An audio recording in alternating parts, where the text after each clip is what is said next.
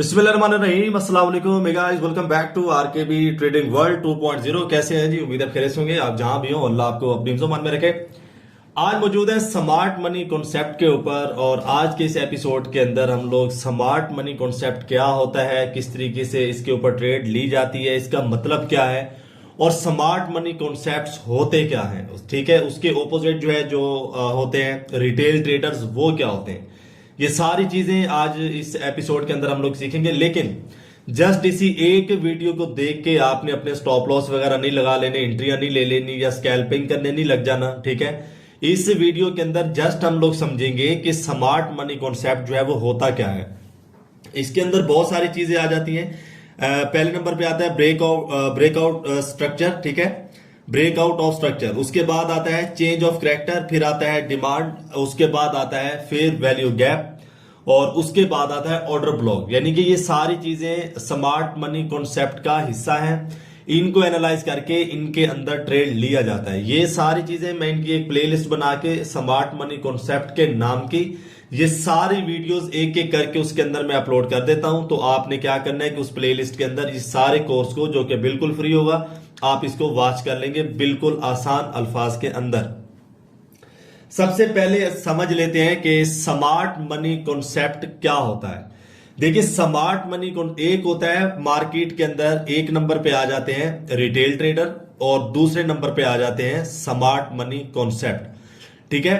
अब यहां पे मैं आपको अगर आसान अल्फाज के अंदर समझाऊं तो रिटेल ट्रेडर्स का क्या मतलब है, और जो SMC है यानी कि स्मार्ट मनी कॉन्सेप्ट, इनका क्या मतलब है।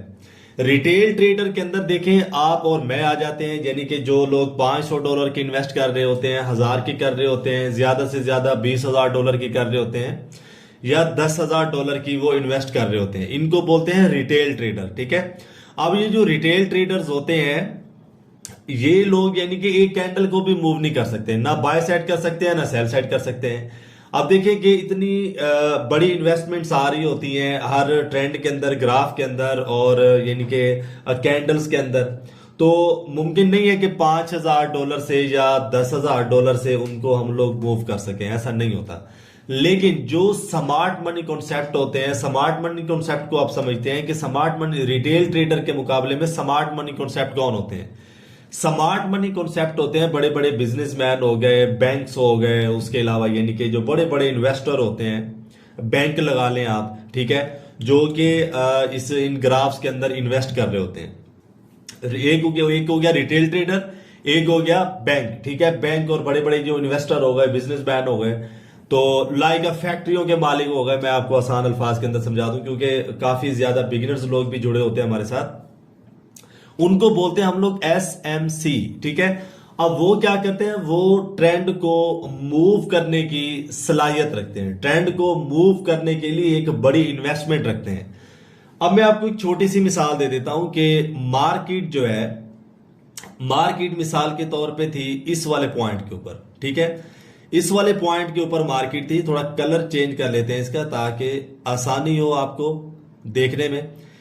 अब जो है मार्केट इस वाले पॉइंट पे थी, इस वाले पॉइंट पे थी, इसको कहते हैं हम लो, ठीक है। अब इस वाले पॉइंट के ऊपर जब मार्केट थी तो आपका क्या ख्याल है कि यहाँ पे इन्वर्टेड हैमर बना हुआ है, और यहाँ पे रिटेल ट्रेडर जो है कुछ इस तरीके से मार्केट को बाय कर सकते हैं? बिल्कुल भी नहीं कर सकते। अब यहां पे मार्केट के अंदर इतना बड़ा बाय करेंगे कौन, ठीक है, मार्केट को घुमा कौन सकते हैं? यहां पे SMC घुमा सकते हैं, जो कि स्मार्ट मनी कॉन्सेप्ट ट्रेडर्स हैं, ठीक है।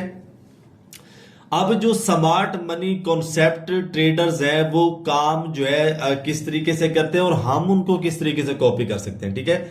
यानी कि वो तो ट्रेड इसके अंदर इनिशिएट अपना कर रहे हैं, वो अपना ट्रेड इसके अंदर ले रहे हैं, लेकिन हम उनको कॉपी करके अपने जो ट्रेड्स हैं उनको प्रॉफिट में कैसे कन्वर्ट कर सकते हैं, वो मैं आपको समझा देता हूं। वीडियो के साथ जुड़े रहना, स्किप बिल्कुल भी नहीं करना, और एंड में मैं आपको जो है एक दो रूल्स भी बता दूंगा, जो कि इसकी गाइडलाइंस होती हैं कि किस तरीके से हम लोग कौन सा हम लोगों ने टाइम फ्रेम सेट करके स्मार्ट मनी कॉन्सेप्ट को जज करना है, एनालाइज करना है, और कौन से टाइम पीरियड के ऊपर हम लोग इसके अंदर जो अपना ट्रेड है वो ले सकते हैं।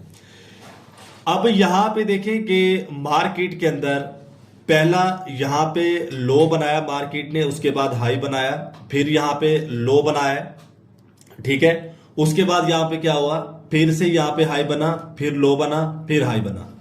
अब यहाँ पे एक चीज तो वाज़ेह है कि मार्केट अगर लो एंड हाई बना रही है तो यहाँ पे जो रिटेल ट्रेडर्स हैं वो यहाँ पे यानी कि अगर $10,000 की इन्वेस्ट कर रहे हैं, $5,000 की इन्वेस्ट कर रहे हैं, ना तो वो लो के बाद मार्केट को हाई पे लेके जा सकते हैं, ना हाई के बाद मार्केट को लो पे लेके आ सकते हैं।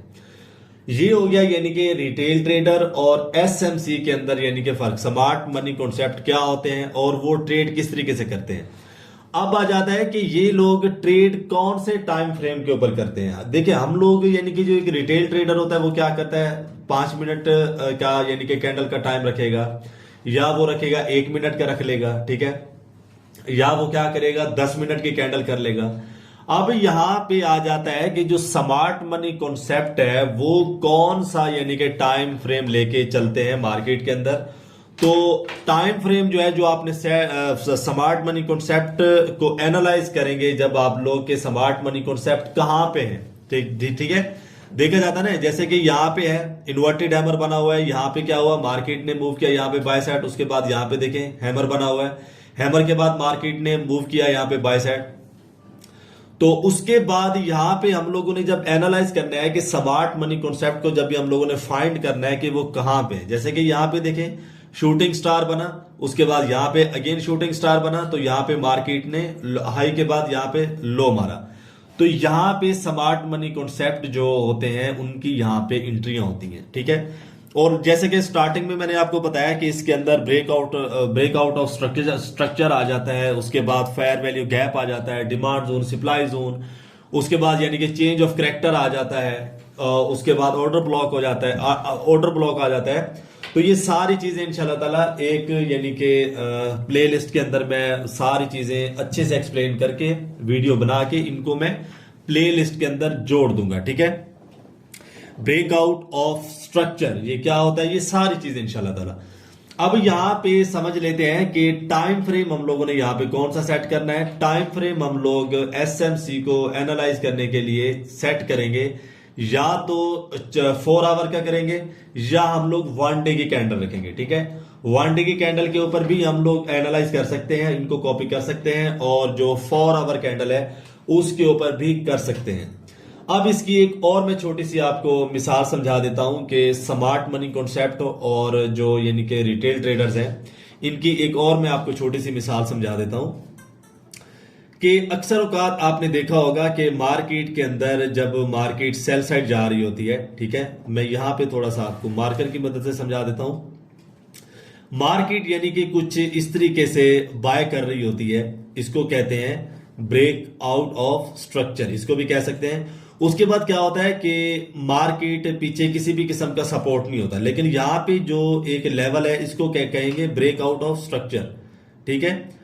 यहां पे वो बार बार अपने पिछले लो को ब्रेक करती जा रही है, ठीक है, तोड़ती जा रही है, तो इसको बोलेंगे ब्रेक आउट ऑफ स्ट्रक्चर। ये भी उसकी एक यानी कि किस्म है। लेकिन यहां पे आपने अक्सर औकात देखा होगा कि मार्केट अगर कुछ इस तरीके से सेल कर रही होती है तो पीछे किसी भी किस्म का सपोर्ट लेवल नहीं होता, लेकिन मार्केट वहां से मूव कर जाती है बाय साइड। अब यहां पे स्मार्ट मनी कॉन्सेप्ट को थोड़ा सा और इजीली समझते हैं हम यहां पे कि आपने देखा होगा कि मार्केट जब ट्रेवल कर रही होती है, यहां पे जब ग्राफ हमारा चल रहा होता है, तो ग्राफ जो है मैं थोड़ा सा आपको कैंडल्स ही बना के समझा देता हूं ताकि आसानी से आपको समझ आ जाए।